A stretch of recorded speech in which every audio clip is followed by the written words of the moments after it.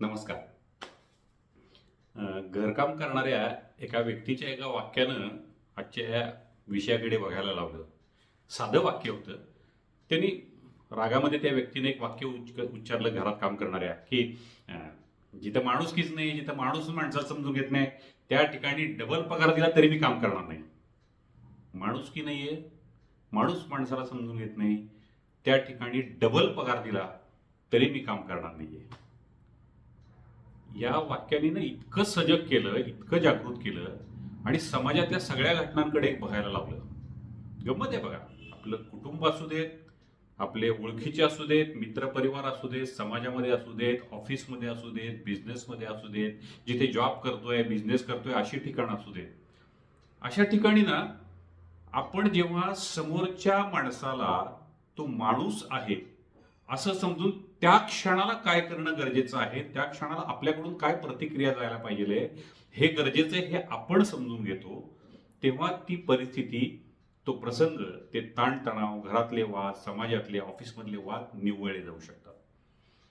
पण त्याच क्षणाला जर आपण कुठल्या तरी गोष्टीला चिकटून बसलो, मी पती आहे, मी सासरा आहे, मी सून आहे, मी सासू आहे, मी बॉस आहे, मी कामगार आहे, मी बिझनेसमन आहे, मी जॉब वगैरे वगैरे वगैरे, कुठल्याही पदाला जर आपण धरून बसलो की मी समथिंग आहे आणि माणूस नाहीये त्या क्षणाला, असं जर लक्षात आलं तर समोरची परिस्थिती हाताळणं थोडं अवघड होऊन बसतं. कारण बऱ्याच वेळा होतं ही परिस्थितीच्या मागं, ताणतणाव येण्यामागं कारणं सोपी आणि साधी असतात. कुठंतरी माझा खचून स्वार्थ, माझा हट्टीपणा त्याच्यामध्ये आहे, किंवा हे माझं सगळ्यांनी ऐकायला पाहिजे हा स्वतःचा अहंकार आहे.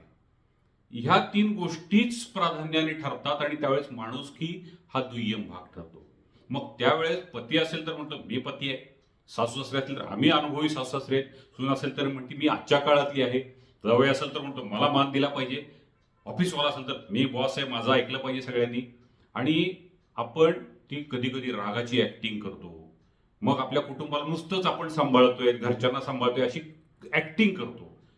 आणि ही सगळी ऍक्टिंग जी आहे ती समोरच्याला समजत असते हे आपण विसरून जातो.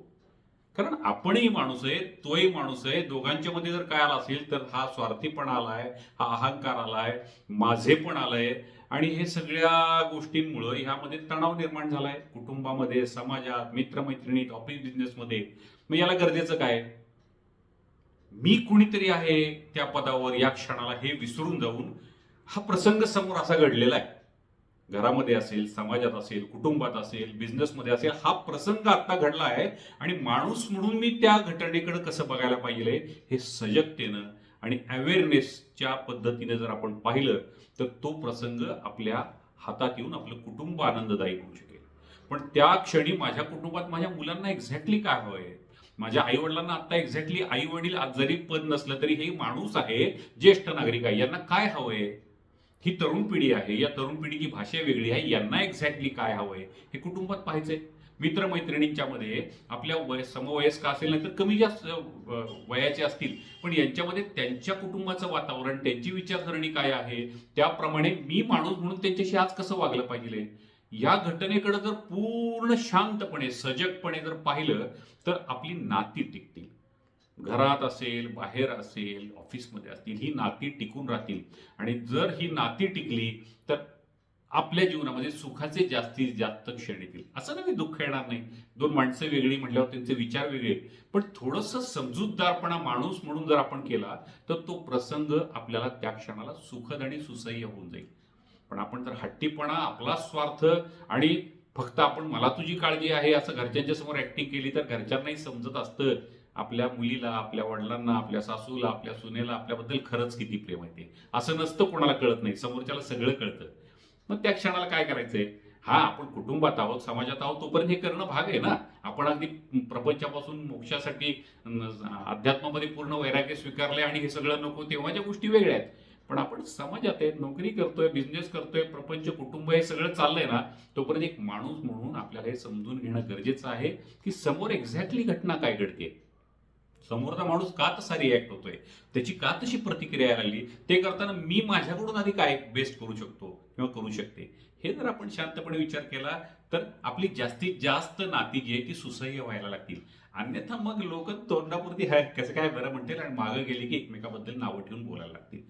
आपल्याला सुख हवं असेल, आपल्याला शांतता हवी असतील, तर थोडं स्वार्थीपणा, हट्टीपणा, माझंच खरं, ही चेहऱ्यावरती करतो ती ऍक्टिंग, ह्याच्यात जर बदल केले आणि खऱ्या अर्थाने एकमेकांना समजून घेतलं, तर बऱ्यापैकी खूपशी नाती आपली टिकून राहतील. काही ठिकाणी जिथं जमणारच नाहीये तिथं ठीक आहे, पूर्णविराम देऊयात, पण जास्तीत जास्त नाती सुखद करण्यासाठी समजूतदारपणा, एकमेकांना माणूस म्हणून समजून घेणं, हा सगळ्यात मोठा भाग आहे. सगळ्यांना या मानवतेच्या आनंदाचा लाभ घेता यावा ही मनापासून ईश्वरी चरणी शुभेच्छा.